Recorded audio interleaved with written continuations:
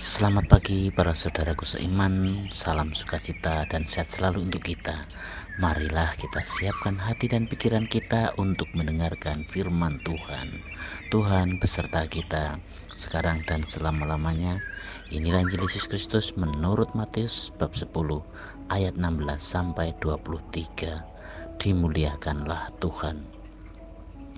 Pada suatu hari Yesus bersabda kepada ke-12 muridnya, "Lihat, aku mengutus kalian seperti domba ke tengah-tengah serigala. Sebab itu, hendaklah kalian cerdik seperti ular dan tulus seperti merpati. Tetapi waspadalah terhadap semua orang, sebab ada yang akan menyerahkan kalian kepada majelis agama, dan mereka akan menyesah kalian di rumah ibadatnya. Karena kalian akan digiring ke muka para penguasa dan raja-raja sebagai suatu kesaksian bagi mereka dan bagi orang-orang yang tidak mengenal Allah. Apabila mereka menyerahkan kalian, janganlah kalian khawatir akan bagaimana dan akan apa yang harus kalian katakan, karena semuanya akan dikurniakan kepadamu pada saat itu juga. Karena bukan kalian yang akan berbicara, melainkan Roh Bapamu. Dialah yang akan berbicara dalam dirimu. Orang akan menyerahkan saudaranya untuk dibunuh. Demikian pula seorang ayah terhadap anaknya. Anak-anak akan memberontak terhadap orang tuanya dan akan membunuh mereka. Dan kalian akan dibenci semua orang karena namaku. Tetapi barang siapa bertahan sampai kesudahannya akan selamat. Apabila mereka menganiaya kalian di suatu kota, larilah ke kota yang lain. Aku berkata kepadamu, sesungguhnya sebelum kalian selesai mengunjungi kota-kota Israel, Anak Manusia sudah datang." Demikianlah sabda Tuhan. Terpujilah Kristus. Selamat pagi para sahabatku, sahabat suara hati, rekan muda, para selamaran dan pendengar dimanapun Anda berada. Dalam Injil hari ini, dengan sangat jelas Yesus menyampaikan kepada kita bahwa kita adalah orang-orang yang diutus olehnya untuk mewartakan kabar baik. Meskipun dunia penuh dengan ketidakadilan, tetapi Yesus mengingatkan untuk tetap mewartakan. Dan kita mesti tahu kapan kita harus mewartakan. Menjadi pewarta itu harus dengan kasih dan ketulusan.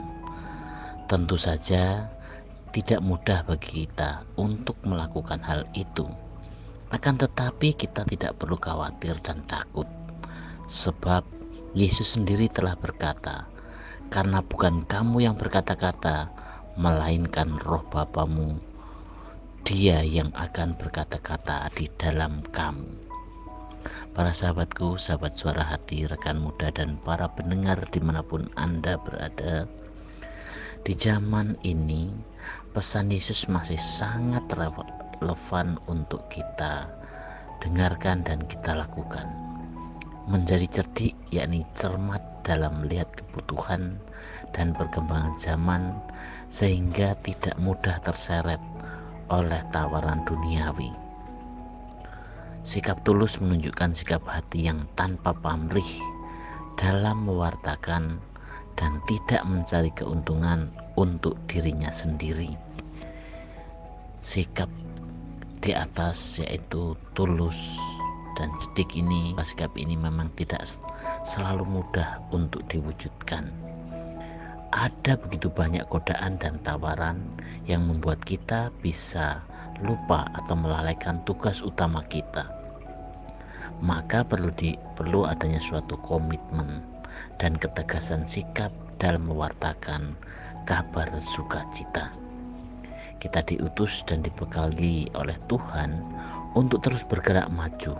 Untuk itu kita tetap harus membekali diri dan memberi agar semakin cerdik. Para sahabatku, sahabat suara hati, rekan muda, dan para pendengar dimanapun Anda berada, Salah satu ayat yang bisa kita ambil adalah, lihat, aku mengutus kamu seperti domba di tengah-tengah serigala. Sebab itu, hendaklah kamu cerdik seperti ular dan tulus seperti merpati. Menurut Kamus Bahasa Indonesia, kata cerdik itu memiliki arti mampu membaca dan mengerti situasi, mampu memberikan solusi, dan banyak hal.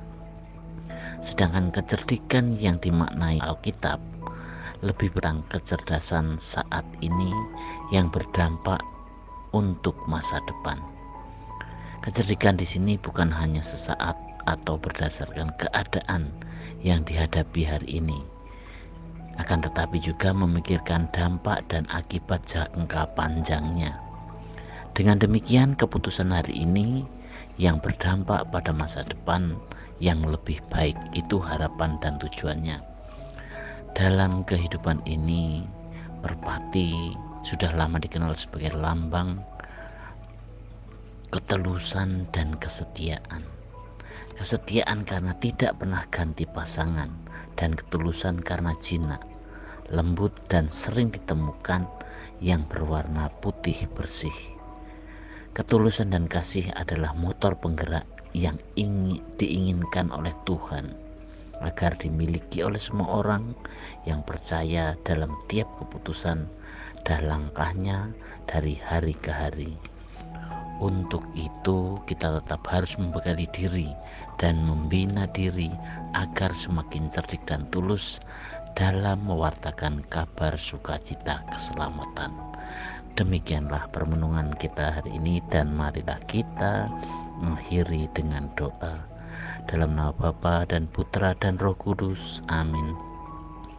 Allah Bapa dalam surga, sumber belas kasih, sumber cinta kasih, kiranya dengan Roh Kudus-Mu bimbing kami agar kami dapat mewartakan belas kasih dan cinta kasih-Mu, serta memasang lambang kesetiaan-Mu, damai sejahtera bagi semua orang yang berkenan di hati-Mu. Amin. Dalam nama Bapa dan Putera dan Roh Kudus.